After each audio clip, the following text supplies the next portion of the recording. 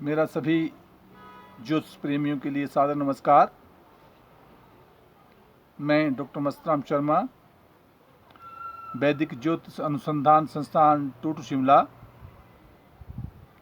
साप्ताहिक भविष्यफल 15 नवंबर से 21 नवंबर 2021 तक द्वादश भाव में गोचरीय ग्रहों का प्रभाव। वृष राशि पर राहु यथावत बने रहेंगे। तुला राशि पर सूर्य, बुध और मंगल का योग रहेगा, जबकि 16 तारीख को सूर्य वृश्चिक राशि में दोपहर 1:02 पर प्रवेश कर जाएंगे। केतु वृश्चिक राशि में रहेंगे। शुक्र धनु राशि में, बृहस्पति और शनि का योग मकर राशि में यथावत बना रहेगा। चंद्रमा मीन राशि में रहेंगे, जबकि 16 तारीख को चंद्रमा 8:14 पर रात्रि को मेष राशि में प्रवेश करेंगे और उपरांत 19 तारीख को यही चंद्रमा प्रातः 8:13 पर जो है वृष राशि में प्रवेश कर जाएंगे। 15 तारीख को देव प्रबोधिनी एकादशी का व्रत होगा। मेष राशि पर कोई ग्रह नहीं है, परंतु सप्तम भाव में दाम्पत्य जीवन में 3 ग्रहों का योग बना हुआ है, जिसमें बुध, मंगल और सूर्य का योग बना है। सूर्य के साथ बुध और मंगल जो है अस्त की स्थिति में है। उपरांत सूर्य वृश्चिक राशि में प्रवेश कर जाएगा 16 तारीख को। इसलिए दाम्पत्य जीवन में और व्यापार के क्षेत्र में विशेष ध्यान रखना होगा। और साथ क्योंकि यही ग्रह लग्न को भी देख रहे हैं, इसलिए शारीरिक स्वास्थ्य का विशेष लाभ, मान सम्मान और प्रतिष्ठा बनी रहेगी। और राजपक्ष से भी नौकरी में विशेष सफलता के योग और विभाग या प्रोन्नति के योग होने की संभावना बनती है,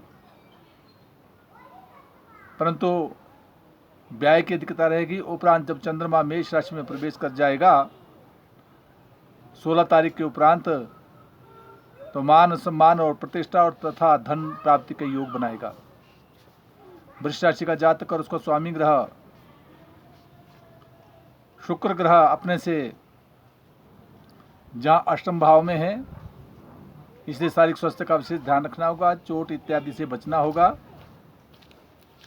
वहीं पंचम भाव में बौद्धिक विकास और संतान पक्ष से और प्रेम संबंधों में कुछ उलझनों का सामना करना पड़ सकता है, विशेष ध्यान देना होगा। वहाँ सूर्य और मंगल मंत्र का जाप करते रहे तो हितकर रहेगा। वहाँ दाम्पत्य जीवन में भी परेशानी का सामना करना पड़ सकता है, व्यापार के क्षेत्र में भी उलझनों का सामना करना पड़ सकता है। वहाँ केतु भी विराजमान है, इसलिए काले कुत्ते को शनिवार के दिन रोटी देते रहा करे तो हितकर रहेगा। जहाँ भाग्यस्थान में बृहस्पति और शनि का योग बना है, वहाँ भाग्य उदय करा रहा है, मान और सम्मान प्रतिष्ठा बनी रहेगी और लाभ की प्राप्ति होगी, परंतु 16 तारीख के उपरांत को ही व्यय होने की भी संभावना बनती है। उपरांत 19 तारीख के उपरांत जो है मान सम्मान प्रतिष्ठा और धन प्राप्ति के योग बनेंगे। मिथुन राशि का जातक और उसका स्वामी ग्रह बुध ग्रह जहाँ अपने से पंचम भाव में है, और पंचम भाव में जहाँ बौद्धिक विकास और शिक्षा के क्षेत्र में कुछ उलझनों का सामना करना पड़ सकता है, विशेष ध्यान देना होगा। वहीं जहाँ वृष राशि के जातक के लिए बुध और सूर्य और मंगल का योग षष्ठ भाव में बना है, यद्यपि वृष राशि जातक के लिए षष्ठ भाव में पापी ग्रहों का होना मुकदमे इत्यादि में सफलता के योग देता है, परंतु बुध और मंगल का अस्त होना कहीं रोग की ओर भी संकेत करता है, विशेष ध्यान देना होगा। वहीं मिथुन राशि के जातक के लिए पंचम भाव में इन ग्रहों का योग कहीं बौद्धिक विकास में उलझनों का सामना और संतान पक्ष से कुछ समस्याओं का सामना करना पड़ सकता है, विशेष ध्यान दे। फिर भी बुध मंत्र का जाप, क्योंकि सूर्य के साथ होने के कारण जो है अस्त होने के कारण बुध मंत्र का जाप ओम ब्राम ब्रीम ब्रोम स बुद्धाय नमः करते रहे तो सदैव हितकर होगा।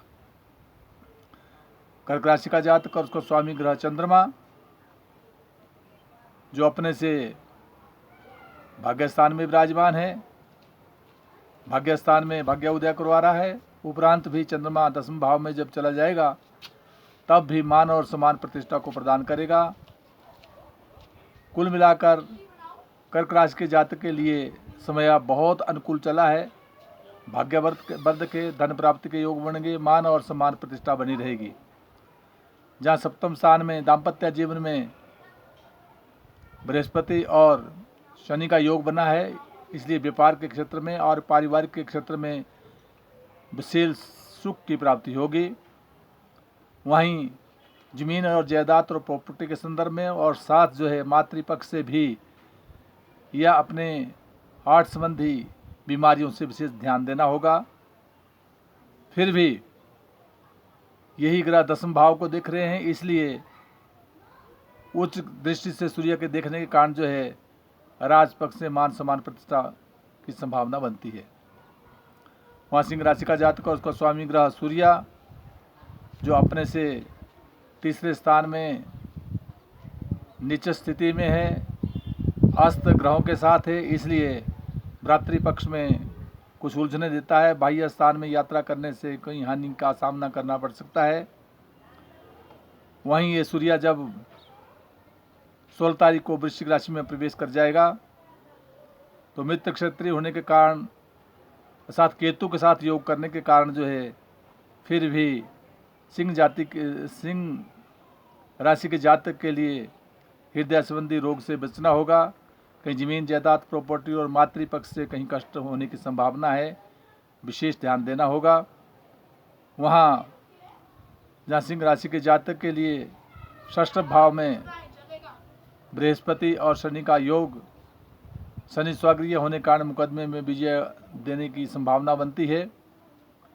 वहीं चंद्रमा भी ठीक स्थिति में नहीं है, चंद्रमा अपने से अष्टम में, कहीं चोट इत्यादि से बचे, यात्राओं से बचे, विशेष ध्यान देना होगा। वहीं जहाँ 10वें भाव में राजपक्ष में राहु है, राहु राजनीति के क्षेत्र में विशेष सफलता के योग दे रहा है, क्योंकि यह राहु वृष राशि में है और वृष शुक्र के साथ राहु की मित्रता होने के कारण जो है बौद्धिक विकास और साथ राजनीति से विशेष मान और सम्मान और प्रतिष्ठा मिलने की संभावना बनती है। वहाँ कन्या राशि का जातक और उसका स्वामी ग्रह बुध ग्रह अपने से द्वितीय भाव में मंगल के साथ और सूर्य के साथ योग बना रहा है। कहीं धन व्यय होने की संभावना, धन के क्षेत्र में कहीं अड़चनों का सामना करना पड़ सकता है। गले और आंख संबंधी रोगों से भी सावधानी रखनी होगी। कन्या राशि के जातक के लिए सूर्य के लिए ताम्र पात्र में जल देना सदैव हितकर रहेगा। पराक्रम के क्षेत्र में भी केतु का विराजमान होना कहीं भ्रातृपक्ष में मनमुटाव और यात्राओं में बाधा उत्पन्न कर रहा है। उपरांत पंचम भाव में जहाँ बृहस्पति और शनि का योग बना है, बौद्धिक विकास, शिक्षा के क्षेत्र में विशेष सफलता के योग प्रदान करेगा। दाम्पत्य जीवन का परिपूर्ण सुख मिलेगा। परंतु 16 तारीख के उपरांत जो है चंद्रमा जब मेष राशि में प्रवेश कर जाएगा, अपने से अष्टम भाव में होने के कारण कहीं यात्राओं में सोच समझ के करे, चोट इत्यादि लगने का संभावना बनेगी, क्योंकि अपने से अष्टम भाव में मेष राशि में चंद्रमा प्रवेश कर जाएगा। यही चंद्रमा जब 19 तारीख के उपरांत जो है वृष राशि में प्रवेश करेगा तो भाग्य उदय, मान सम्मान और धर्म और कर्म की और जो विशेष रुचि की संभावना बनेगी। वहाँ तुला राशि का जातक और उसका स्वामी ग्रह शुक्र ग्रह अपने से तृतीय स्थान में पराक्रम में वृद्धि देता है, भ्रातृ से योग मिलेगा और कहीं यात्राओं के योग बन सकते हैं। वहाँ द्वितीय स्थान में केतु का होना, आंख संबंधी रोगों से बचना होगा, कहीं धन का अपव्यय होने की संभावना बनती है। वहाँ दाम्पत्य जीवन का स्वामी मंगल सूर्य के साथ अस्त है, इसलिए सप्तम भाव को भी देख रहा है, इसलिए पारिवारिक जीवन में और अपने शारीरिक स्वास्थ्य का विशेष ध्यान रखना होगा। वृश्चिक राशि का जातक और उसका स्वामी ग्रह मंगल ग्रह अपने से द्वादश भाव में कहीं शरीर पर व्याय होने की संभावना बनती है, चोट इत्यादि से बचना होगा। और साथ जो है जहाँ धन प्राप्ति के जहाँ योग बन रहे हैं वहाँ कहीं व्याय होने की भी संभावना बनती है, परंतु कहीं बाह्य स्थानों में यात्रा करने के योग बन सकते हैं, मान और सम्मान प्रतिष्ठा बढ़ सकती है।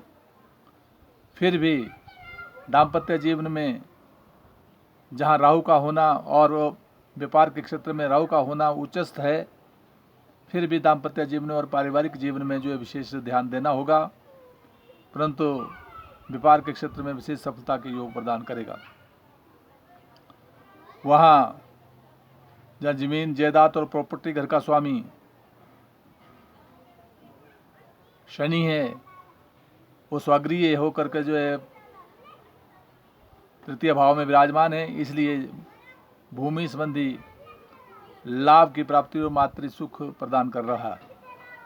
धनु राशि का जातक और उसका स्वामी ग्रह बृहस्पति अपने से द्वितीय स्थान में, वाक के स्थान में, वाणी के स्थान में, बौद्धिक विकास, मान सम्मान प्रतिष्ठा शनि भी है वहाँ विराजमान है, इसलिए धन प्राप्ति के योग बना रहा है। वहाँ जहाँ पंचम भाव का स्वामी मंगल अपने से एकादश भाव में है, इसलिए कहीं पंचम भाव का स्वामी एकादश भाव में यद्यपि कहीं संतान पक्ष से धन प्राप्ति के योग बनाता है, परंतु मंगल अस्त होने के कारण कहीं बौद्धिक विकास में कुछ समस्याओं का सामना करना पड़ सकता है, विशेष ध्यान देना होगा। वहाँ दाम्पत्य जीवन का स्वामी बुध ग्रह भी अपने एकादश स्थान में है, इसलिए पारिवारिक पक्ष से भी नीचे अस्त होने के कारण जो है विशेष ध्यान देना होगा। और साथ जो है जहाँ दसम भाव का स्वामी भी बुद्धि है, तो इसलिए विशेष सफलता प्राप्त करने के लिए जो है बुध मंत्र का जाप करते रहें, ताकि राजकीय पक्ष से मान और सम्मान प्रतिष्ठा बनी रहे। वहाँ मकर राशि का जातक और उसका स्वामी ग्रह शनि स्वागृह होकर विराजमान है, मान सम्मान प्रतिष्ठा को प्रदान करा रहा है। दाम्पत्य जीवन को उच्च दृष्टि से बृहस्पति देख रहा है, वहाँ शनि शत्रु दृष्टि से देख रहा है, इसलिए पारिवारिक जीवन में कुछ मनमुटाव उत्पन्न कर सकता है। साथ व्यापार के क्षेत्र में भी उलझनों का सामना करना पड़ सकता है, विशेष ध्यान देना होगा। और साथ जो है जहाँ तृतीय स्थान में चंद्रमा का योग, चंद्रमा जो है विराजमान है, चंद्रमा तृतीय स्थान में कहीं यात्राओं का योग और भ्रातृ सुख को प्रदान कर रहा है। उपरांत चंद्रमा मेष राशि में जो प्रवेश कर जाएगा, कहीं कलह होने की संभावना बनती है। और साथ जो है परंतु दसम भाव को देखने के कारण जो है मान सम्मान और प्रतिष्ठा बनी रहेगी। वहाँ जहाँ दाम्पत्य जीवन का स्वामी यही चंद्रमा अपने तृतीय स्थान में होने के कारण पारिवारिक के क्षेत्र में और व्यापार के क्षेत्र में विशेष सफलता के योग प्रदान कर रहा है और मान और सम्मान और प्रतिष्ठा बनी रहेगी। वहाँ कुंभ राशि का जातक और उसका स्वामी ग्रह शनि अपने से द्वादश भाव में है, बृहस्पति के साथ योग बना रहा है। फिर भी स्वगृह होने के कारण कहीं शरीर पर जो है व्यय होने की संभावनाओं से बचना होगा, कहीं क्रोध पर नियंत्रण रखना होगा। वहाँ जहाँ चतुर्थ स्थान में राहु विराजमान है, वहाँ जमीन जायदाद और भूमि संबंधी